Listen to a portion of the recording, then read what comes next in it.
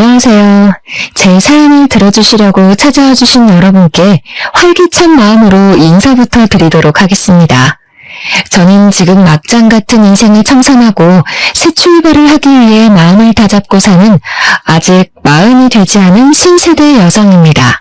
제가 제 입으로 저를 소개하려고 하니까 어떤 수식어를 붙여야 하지만 제 성격에 대한 이해가 빠르게 이루어질지 고민이 많았는데 결국은 진부한 말로 시작하게 되네요. 여러분들은 살면서 얼마만큼의 인내심을 가지고 버티십니까? 저는 인내심이 무척이나 부족한 사람이라 생각하며 살았는데 그건 완벽한 제 오해였습니다. 이런 일을 셀 수 없이 겪어놓고도 사람을 고쳤을 수 있다고 생각하며 제 스스로 마음의 병을 키우며 살았던 과거를 생각하면 저는 인내심이 대단한 사람이었습니다. 하지만 인내심이 아무리 많은 사람이라도 몇 번의 고생을 하다 보면 결국에는 바닥을 드러내지 않겠습니까? 저는 결국 끝판왕까지 겪게 되었습니다. 사람이 한번 호구로 보이면 밑도 끝도 없이 남들에게 우습게 보인다는 말이 어떤 뜻인지 절절하게 겪고 나서야 그 말이 이 말이구나 하게 되었습니다. 저는 이제 새로운 삶을 찾아가기 위한 발디딤을 했습니다. 그래서 지난 과거를 털어버리고자 이곳을 찾아와서 글솜씨도 부족한데 글자를 적어내려가고 있네요. 이쯤 되면 얼마나 기가 막힌 이야기들이 펼쳐질지 궁금하실 텐데요. 지체 없이 바로 이야기를 시작해보도록 하겠습니다. 이야기를 들으면서 모질 같은 우리 남편 욕 실컷 해주시고 여러분들의 가슴 속에 있는 응어리도 한번 풀어보셨으면 좋겠습니다. 저희 남편은 수식어가 많이 필요하지 않은 단조로운 사람에 가깝습니다. 아니, 우리 남편을 한마디로 표현할 수 있는 단어가 세상에 존재하기 때문에 그럴 수도 있겠습니다. 우리 남편은 정말 어마어마한 호구 중의 호구, 왕호구입니다. 솔직히 연애를 하던 시절에도 우리 남편은 호구였습니다만 저는 그 허물을 장점으로 생각했습니다. 아니, 그때는 그냥 몰랐던 거죠. 호구가 얼마나 큰 단점인지에 대해 전혀 몰랐기에 남편이 그저 순수한 사람이라고만 생각해서 사랑하게 되었고 연애를 하게 되었습니다. 그때 그 시절로 돌아갈 수 있다면 옆에서 정말 말려주고 싶네요. 호구는 절대 만나면 안 된다고. 제 속이 문드러져서 썩을 거라고 말입니다. 제 남편은 말입니다.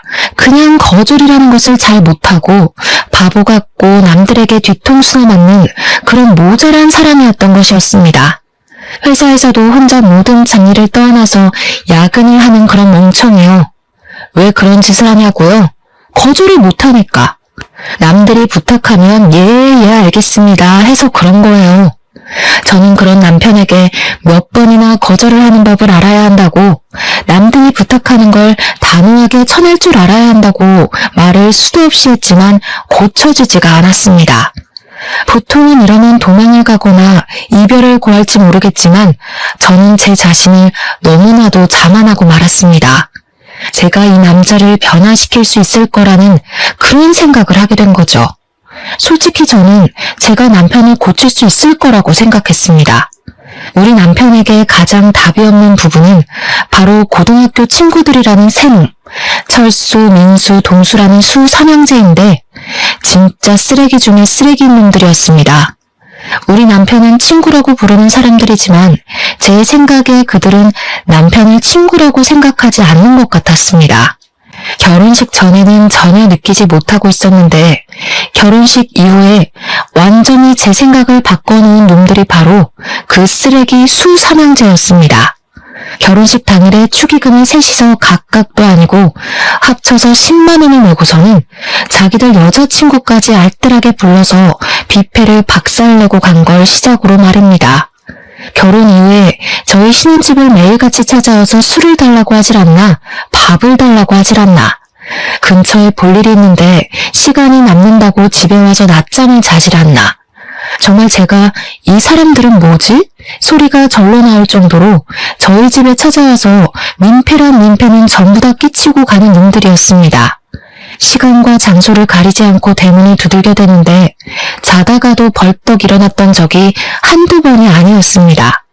한 번은 저희 남편이 야밤에 나간다고 하길래 어디를 가는 거냐고 물어보니까 술 3형제 중에 민수라는 놈이 술을 마셨는데 술값이 없다면서 남편을 불렀다는 겁니다. 옷을 갈아입으면서 민수가 기다리겠다고 빨리 다녀온다는 답답한 남편놈의 멱살을 그날 처음으로 잡아보았습니다. 당신이 무슨 억만장자야? 갑부야? 무슨 돈을 그렇게 맨날 내주겠다고 난리를 쳐. 그것도 이 밤에 자다 말고 술값을 내주러 간다고. 오죽 부를 사람이 없었으면 나한테 연락을 했겠어. 민수가 원래 그런 애가 아니잖아.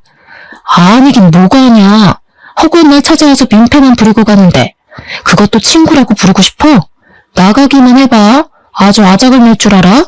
그날 결국 남편은 술값을 결제해주러 가지 않았지만 이후에 민수가 집으로 찾아와서 술값을 계산해주지 않은 것에 대한 불만을 토로하며 남편에게 눈치를 주더라고요.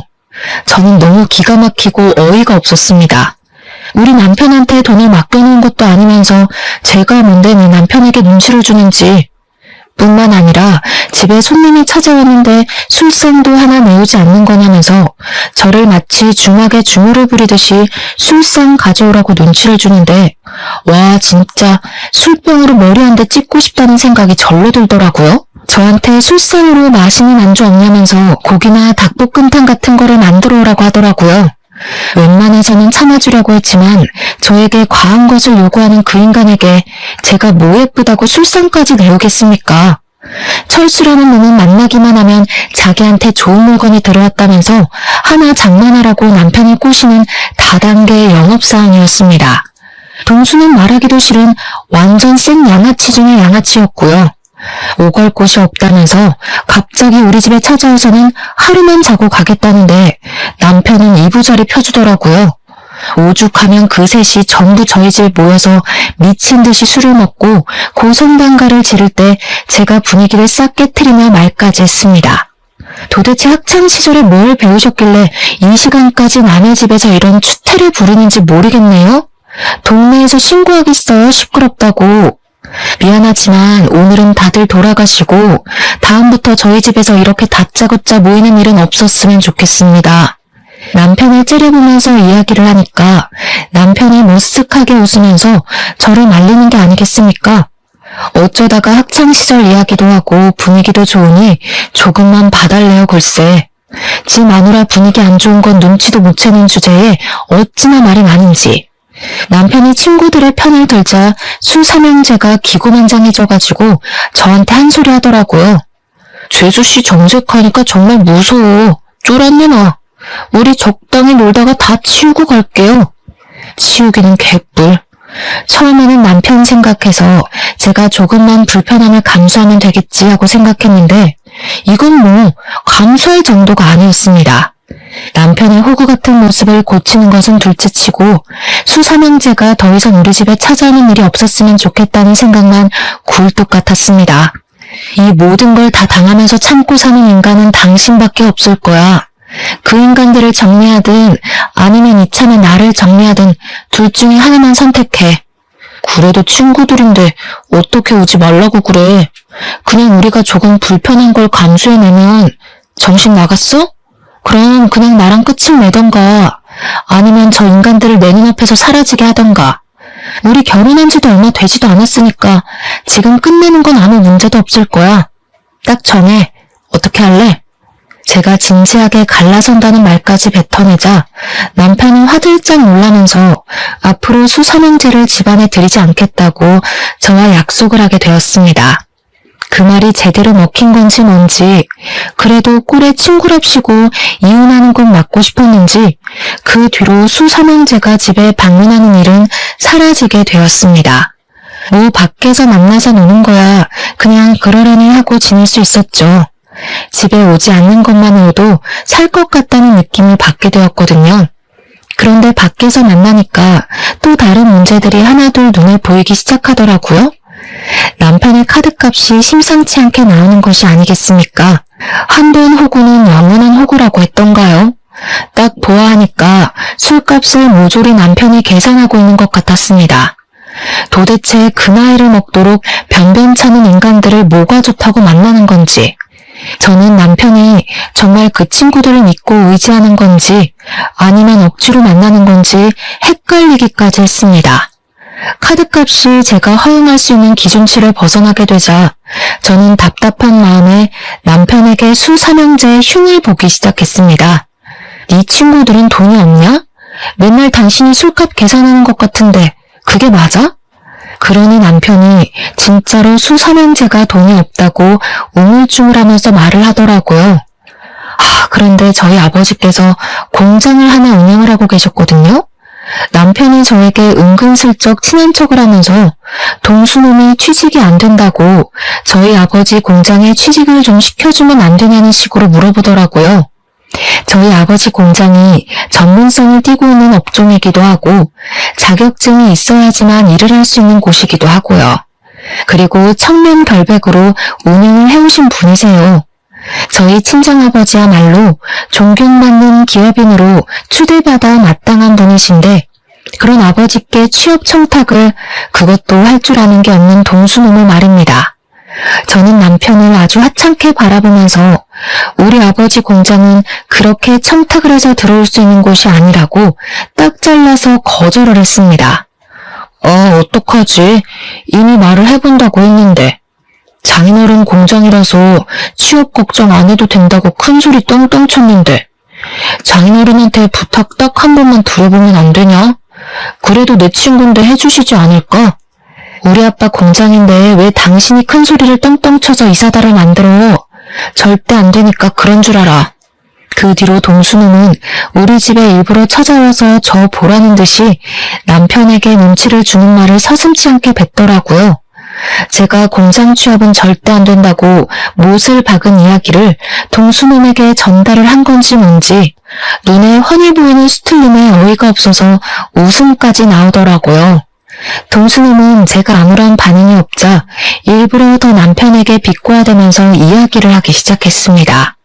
내가 말이야, 너도 알다시피 공부는 못했어도 일은 되게 잘하는 편인데 단순 노동 같은 거 말이야. 감시 같은 것도 잘하고 사실 공장 같은 데서 하는 일이라고 해봐야 단순 노동 정도 아닌가?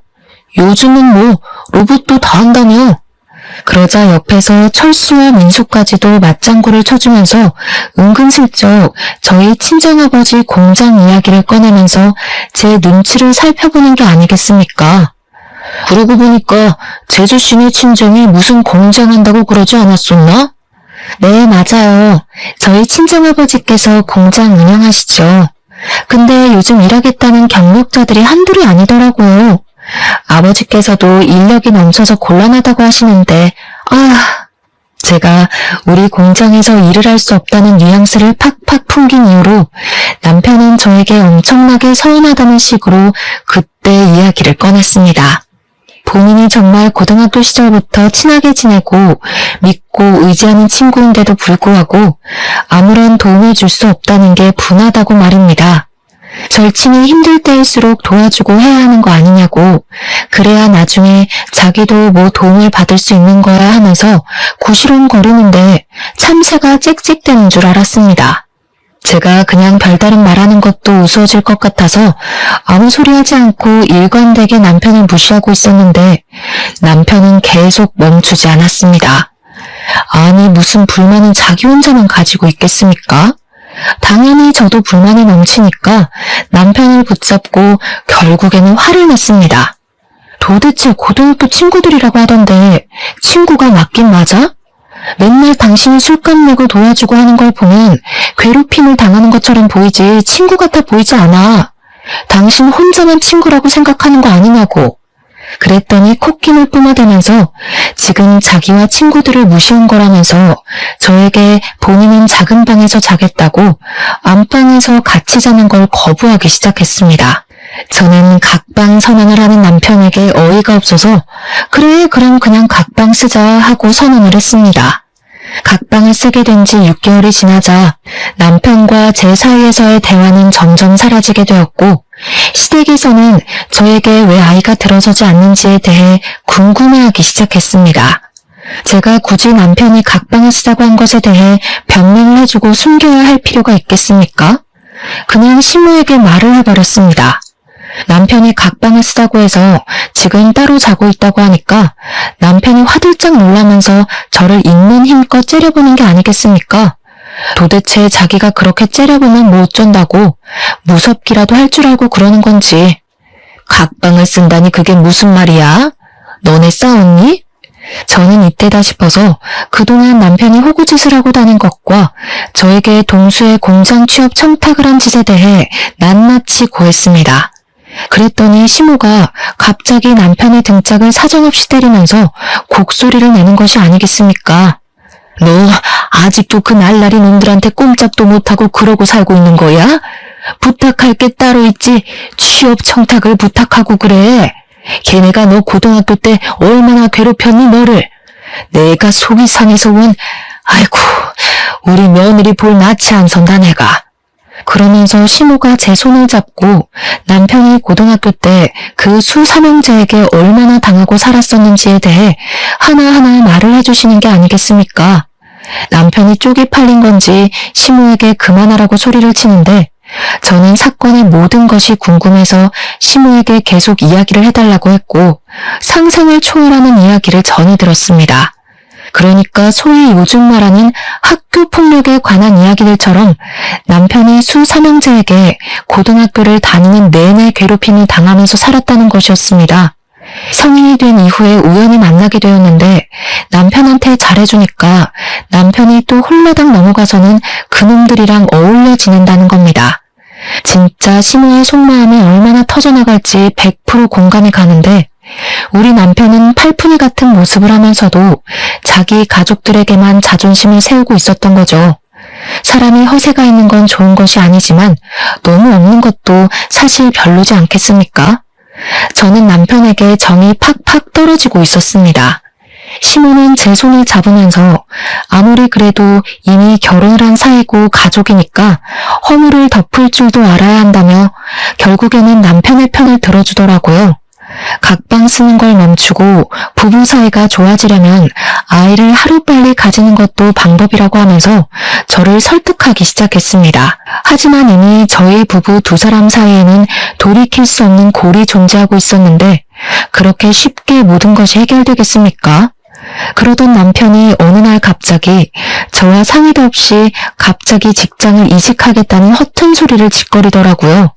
제가 어이가 없어서 남편에게 그게 무슨 말도 안 되는 소리냐, 지금 다니는 직장이 탄탄한데 굳이 다른 직장으로 이직을 해야 할 이유가 있냐고 말렸습니다. 그랬더니 이직을 하려는 회사가 미래 전망이 좋은 회사고 자기에게 승진도 보장이 되어 있다고 말을 하는 게 아니겠습니까?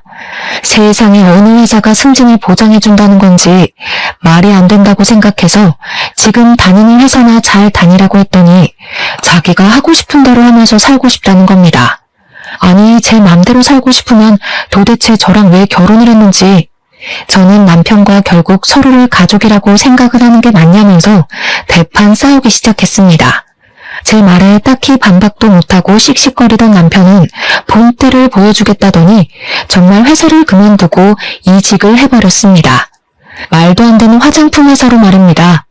우리 남편은 스킨 로션도 구별을 못하는 사람인데 무슨 화장품 회사를 다닌다는 말입니까? 제가 어이가 없어서 그 화장품이 어떤 화장품인지는 알고 싶은 마음에 브랜드나 회사 이름을 말해보라고 했더니 절대로 말을 안 해주더라고요.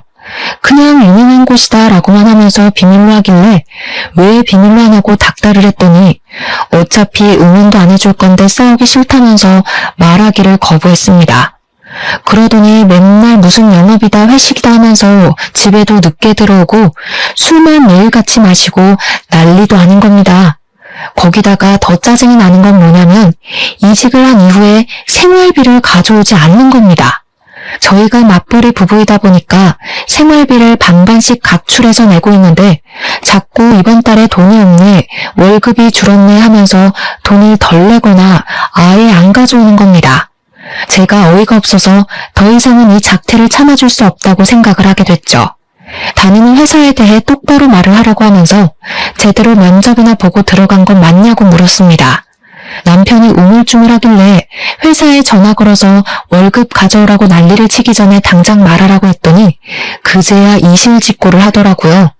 철수가 소개해준 회사라고 하는데 순간 머리가 핑 도는 느낌을 받게 되었습니다. 철수라는 놈은 다단계를 하는 놈이었거든요. 한마디로 평생 안정적인 봉급을 받으며 정년까지 지낼 수 있는 회사를 그만두고 다단계 회사에 들어가서 물건을 팔고 있었던 것입니다. 당신 진짜 생각이라는 게 없어? 제정신이야? 왜 다단계를 하고 난리야? 그게 돈이나 벌리겠어? 정신 나간 짓이라고. 철수가 한 달에 얼마를 버는지 알아?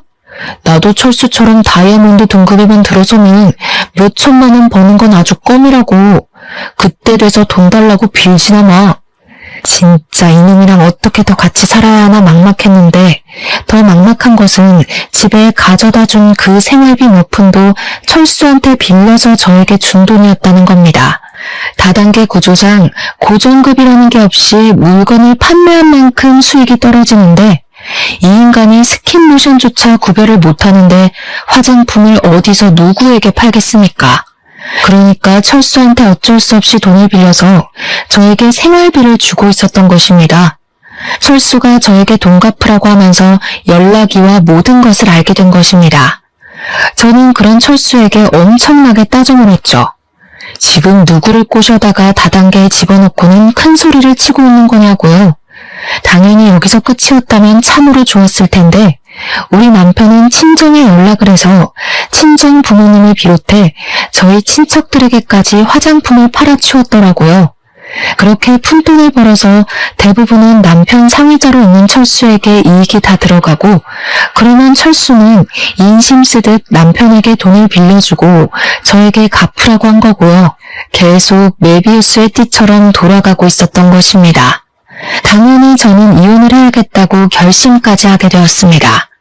상품이 구려도 엄청 구린 건지 우리 부모님부터 친척들까지 이 상품을 못 쓰겠다고 환불을 해달라는 지경까지 가더라고요. 남편은 뻔뻔하게 해결할 생각도 없는지 개봉해서 환불이 안 된다는 말만 하고 있었습니다. 저한테 제 친구들은 화장품 많이 쓰지 않냐고 친구들 소개 좀 시켜달라는 소리까지 해대는데 정이 떨어지니까 아주 꼴도 보기 싫어지더라고요. 결국 물건을 제대로 팔지도 못하고 빚만 잔뜩 떠안게 된 남편은 3개월 만에 다단계를 때려치우고 완벽한 백수로 돌아오게 되었습니다. 차라리 집에서 허튼 짓 안 하고 직장이나 알아보는 게 낫겠다 싶을 정도였죠. 그런데 이 남편놈이 이번에는 무슨 자격증을 따고 싶다면서 공부를 하겠다는 게 아니겠습니까? 요즘은 자격증 시대라면서 잘하는 게 있어야 취직도 잘하고 돈도 많이 벌 수 있는 거라고 공부를 하겠다는데 웬일로 바른 말을 하나 싶었습니다. 그래서 공부 한번 해봐라 했더니 남편이 스터디 그룹을 알아봤다며 거기에서 같이 공부를 하면서 정보도 얻고 취업까지 해보겠다고 다짐을 했습니다.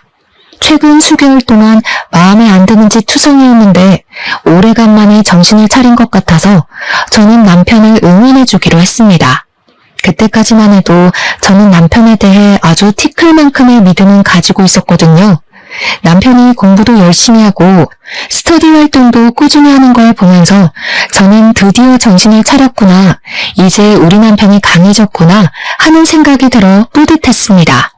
그런데 제 믿음이 깊어지면 깊어질수록 이상하게 수상한 일들이 하나둘 생기기 시작하는 게 아니겠습니까? 분명 주말에만 공부를 하는 스터디 모임이라고 들었었는데 평일, 주말, 휴일 할 것 없이 스터디 모임을 나가는 게 아니겠습니까? 거기다가 더 수상했던 것은 야밤에 통화를 한다고 밖으로 나가지를 않나 휴대폰에 생전 걸어두지 않던 비밀번호까지 걸어두었더라고요. 저는 남편의 수상쩍은 행동에 요즘 무슨 짓을 하고 다니는 거냐고 물어보았는데 자기가 하면 뭘 하겠냐고 발뺌을 하더라고요. 그냥 스터디를 하는 사람들이 나이가 조금 어린 친구들도 있고 해서 자기한테 고민 상담을 많이 한다고 하더라고요. 제가 순순히 남편의 그 말을 믿어줄 리가 있겠습니까? 우리 남편이 정말 거짓말을 더럽게 못하는 사람이거든요. 그러니까 남들의 부탁도 거절을 잘 못하는 거고요. 남편이 거짓말을 할 때마다 입이 마르는지 혀를 내밀어 침을 발라대는데 스터디 이야기만 나오면 시선을 어디다 둬야 하는지도 모르고 입술에 침을 계속 바르더라고요. 딱 봐도 거짓말을 치는구나, 나에게 숨기는 게 있는구나 하는 마음이 들었는데 제가 그 부분을 파내지 않으면 안 되지 않겠습니까? 저는 남편이 자는 사이에 휴대폰 지문인식을 통해서 휴대폰 잠금 화면을 푸는데 성공을 했고 열어서는 안 되는 판도라의 상자를 열어버렸습니다. 정말 그 밤에 소리를 지를 수도 없고 분노에 부들부들 떨면서 남편의 모든 메신저를 확인하고 저는 정말 경악에 휩싸이게 되었습니다. 휴대폰에 잠금을 해놓을 수밖에 없었던 이유가 있더군요. 바로 남편이 저 몰래 바람을 피우고 있었던 것이었습니다. 알고 보니 스터디에 간다던 남편은 아예 스터디 활동이라는 것을 시작한 적도 없었고 웬 처음 보는 단톡방에 들어가서 다른 여자와 바람을 피우고 있었던 겁니다. 그 단톡방이 말입니다. 스터디를 가장한 유부 남녀들의 은밀한 모임이었던 것이었습니다. 한마디로 남편의 상간녀 또한 유부녀라는 소리였습니다. 심지어 그 여자와 함께 나눈 대화 내용에는 제 욕이 정말 입에 담기 힘들 정도로 어마어마하게 담겨 있었습니다. 우리 남편이 평소에 저를 이렇게 생각하는 것도 충격적이고 불륜녀에게 환심을 사고 싶어서 저를 팔아치운 것을 알게 되니 기분이 나락으로 가더라고요. 집에는 바가지를 박박 긁어대는 여편네가 있어서 살기 힘들다. 여편네 친정 또한 기가 세서 내가 놀리고 산다면서 제 욕에 우리 부모님 욕까지 들어있는데 글쎄 저희 아버지 욕은 정말 너무 심해서 참아주기가 힘들 정도였습니다. 저희 아버지가 운영하시는 공장이 거품이 가득 끼어있다부터 시작해서 친인척들은 다 뒤로 해먹고 있을 거다. 장인어른도 깨끗한 사람은 아니다 하면서요. 한평생 뒷돈 한 번 받지 않고 청렴결백하게 공장을 운영하신 우리 아버지를 모욕하는 말을 보았을 때 저는 정말 눈꺼풀이 파르르 떨렸습니다. 너무 화가 나서 눈물이 나올 것 같은 기분이 뭔지 아십니까? 남편이 뒤척거림도 없이 씩씩거리면서 자고 있는데 정말 휴대폰으로 머리를 찍어버리고 싶었습니다. 남편이 평소에 저와 저희 친정에 대해 이렇게 생각하고 있었다는 걸 알게 되자 피가 차갑게 식었습니다. 더 웃긴 게 상간녀에게는 돈 많은 척 연기를 하고 있었더라고요. 집에 생활비 한 푼 가져오지 못하는 백수 주제의 말입니다. 심지어 상간녀한테는 자기가 한 달에 1,000만 원씩 저에게 생활비를 주고 있는데도 제가 돈 더 가져오라고 바가지를 긁는다면서 허세 가득한 문자를 보냈더군요. 한 달에 1,000만 원씩 가져다 주기만 하면 바가지는 무슨 바람을 피워도 그냥 모른 척 지냈을 텐데 백수 주제에 이게 무슨 개소린지. 상간녀도 그 실제 하지도 않는 돈이 필요한 건지 그런 와이프가 있으면 얼마나 스트레스를 받겠냐면서 위로해주는 척 사장 한 번 꼬셔서 인생 펴보라는 여우년이었습니다. 정말 그 상간녀도 끼리끼리라는 게 드러나는 부분이지 않겠습니까? 남편이 무슨 사장은커녕 아무것도 아닌 놈인데 그런 줄 믿고만 있다는 게 말입니다. 상간녀의 머리도 대단한 멍청이라는 게 증명되는 부분이었습니다. 저는 갱생이 불가능한 남편을 버리기로 결심했고 그날 남편의 휴대폰에서 보았던 모든 내용을 증거로 수집하기 시작했습니다.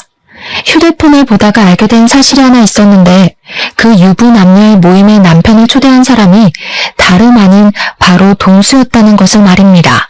제 남편이 하다하다 친구의 추천으로 불륜까지 저지를 거라고는 상상도 못했는데 제대로 제가 뒤통수 맞은 거죠. 저는 이놈을 더 이상 봐주지 않고 제대로 참교육을 하기로 결심을 했습니다. 저는 다음날 스터디에 간다고 저의 눈을 바라보지도 않은 채 신이 나서 나가는 남편에게 쪽을 주겠다는 결심을 하고 계획대로 실행에 옮겼습니다. 저희 동네에 꽤 유명한 수제 케이크 집이 있었는데 거기서 미리 준비해서 맞춘 불륜 축하 메시지를 적은 케이크를 받아왔습니다. 솜씨가 좋아서 유명한 가게였는데 인기가 많을만 하더라고요. 제가 남편과 상간녀의 사진을 주고 얼굴을 케이크에 박아달라고 부탁을 드렸거든요. 정말 무슨 프린트를 해놓은 것처럼 남편과 상간녀의 얼굴이 케이크 전면에 붙어있는데 케이크 사장님께서 저에게 혹시 복수에 성공하면 이 케이크를 SNS에 올려도 되냐고 물어보셨습니다. 수제 케이크집 사장님 SNS 친구가 10,000명이 넘는다고 하길래 저는 냉큼 좋다고 말씀을 드렸죠. 이런 주문은 처음이긴 하지만 제 복수를 응원한다고 말해주시는 사장님 덕분에 기분 좋게 남편에게 어디냐고 연락을 보냈습니다. 남편은 당당하게 지금 스터디를 하고 있는 중이라면서 저에게 사진을 한 장 전송해 주더라고요. 한 10명 정도 되는 남녀들이 단체로 수업을 받고 있는 사진이었는데 저는 이미 이 모임이 어떤 모임인지 진실을 알고 있는 사람이 아니겠습니까? 이 더러운 남녀들이 전부 불륜관계에 있는 사람들이라고 생각하니 헛구역질이 나올 것만 같았지만 저는 태연하게 공부 열심히 하라고 답장을 보냈습니다. 스터디를 가장한 불륜 모임이라 스터디하는 척 연기를 하는 사진임이 틀림없었지만 저는 기꺼이 속아주기로 결심을 했죠. 남편이 안심을 하고 있을 때 제대로 뒤통수를 쳐야 저도 확실한 복수가 되지 않겠습니까? 어차피 저는 전날 이미 남편의 휴대폰을 뒤져서 남편이 어디에서 저 모임을 하고 있는지 장소와 시간까지 전부 알아두었기에 거침없이 남편을 찾으러 갔습니다. 솔직히 저도 심장이 두근두근하긴 했지만 이게 두려움에서 나오는 심장박동인지 아니면 복수를 하기 전 흥분해서 두근거리는 건지 알 수가 없었습니다. 정확한 것은 저의 목표는 오로지 남편에게 쪽을 주고 완벽하게 갈라서는 것. 그것 말고는 아무것도 눈에 보이지 않았습니다. 저는 소중하게 케이크를 들고 남편이 공부를 하고 있다고 위장한 그 스터디 장소로 찾아갔습니다. 구석진 자리에 불륜 남녀들이 한데 모여 하하호호 하면서 떠들고 있는데 얼굴이 경직된 상태로 성큼성큼 다가가니 남편이 저를 보고 동공지진이 일어나더라고요. 일어나지도 못하고 앉아있지도 못한 상태로 저를 보면서 어쩔 줄 모르는 모습을 보는데 와, 이것마저도 이렇게 정떨어지게 찌질할 수 있나 싶었습니다. 제가 여기까지 찾아온 게 어찌된 영문인지도 모르는 남편이 엄청 당황해하는데 저는 그 불린 모임 사람들에게 태연하게 인사를 하고선 말했습니다. 제가 저기 앉아있는 저 새끼 와이프예요. 아, 그쪽이 제 남편 상간녀죠? 저는 남편 옆에 찰싹 붙어서 저를 썩은 동태 눈깔로 바라보고 있는 그 여자를 향해서 케이크를 꺼내어 보여주었습니다. 당당하게 축 불륜 모임이라고 글자까지 적혀있고 본인들의 얼굴이 박혀있는 케이크를 보더니 남편도 상간녀도 엄청나게 당황해하는 게 아니겠습니까?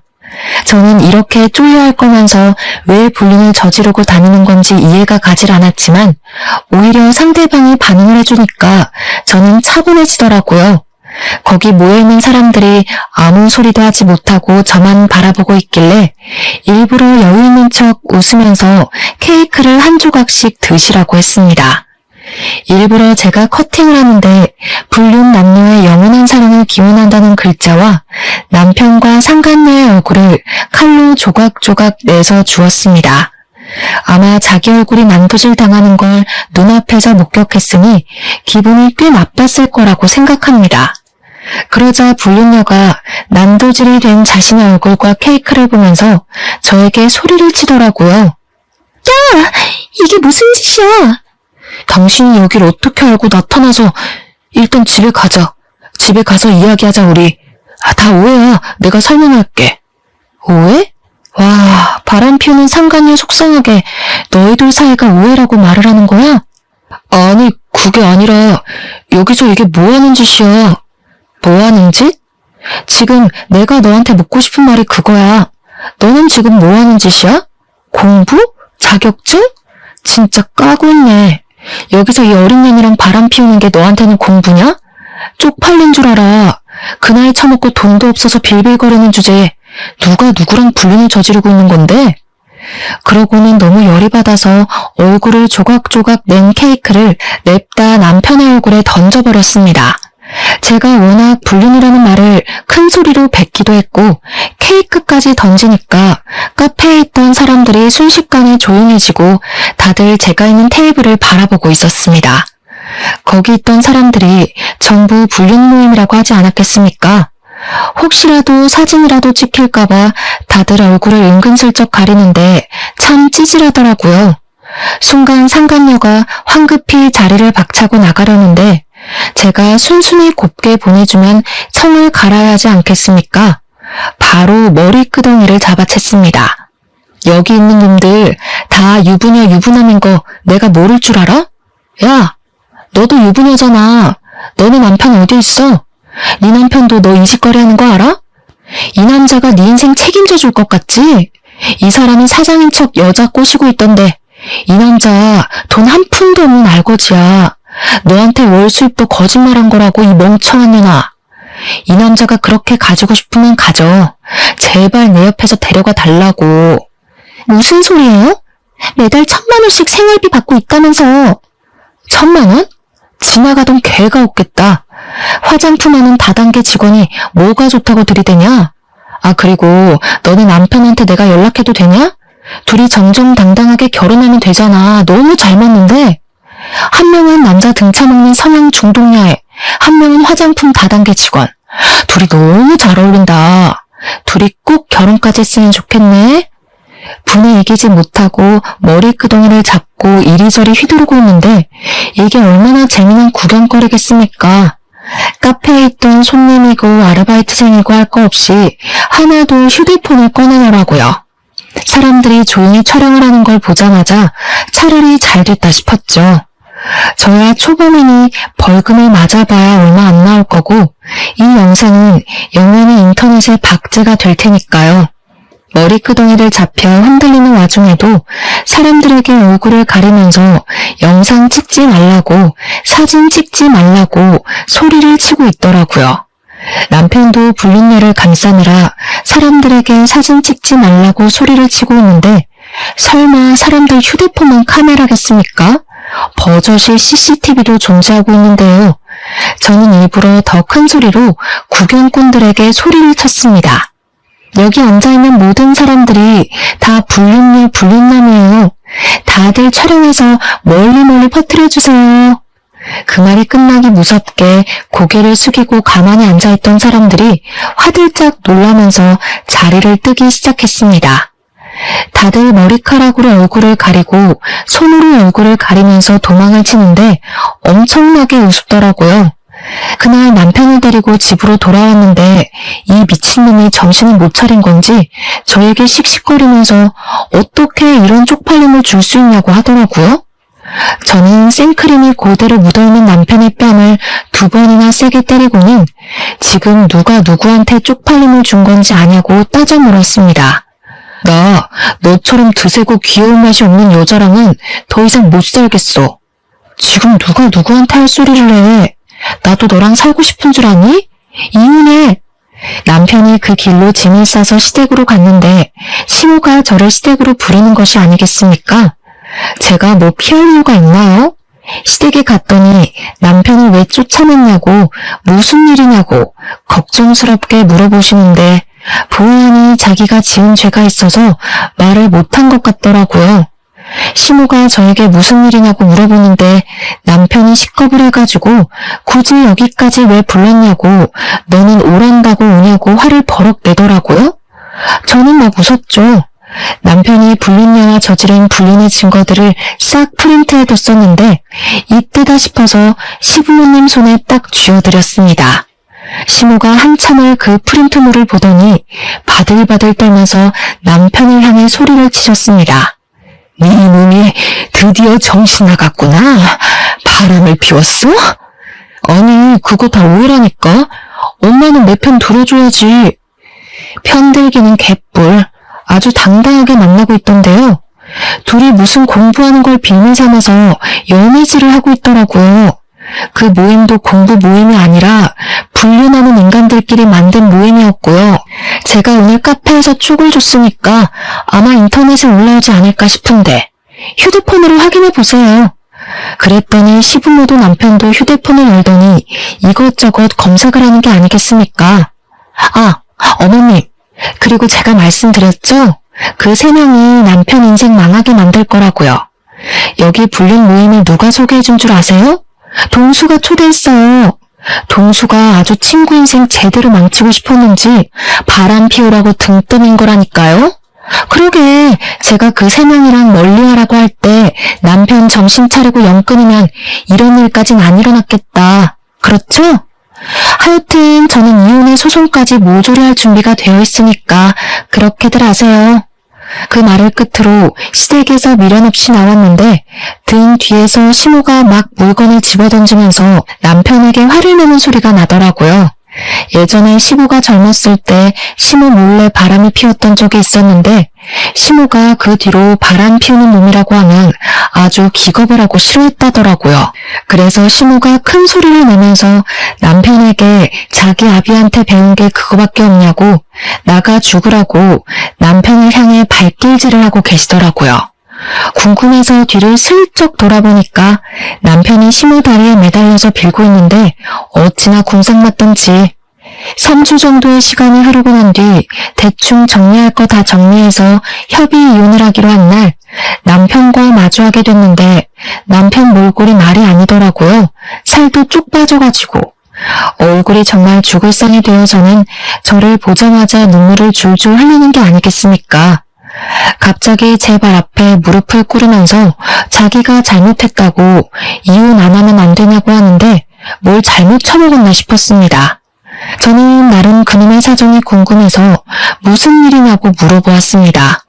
초주도한테 내용 증명이 도착하는 바람에 우리 부모님이 빚이 있다는 사실까지 알아버렸어.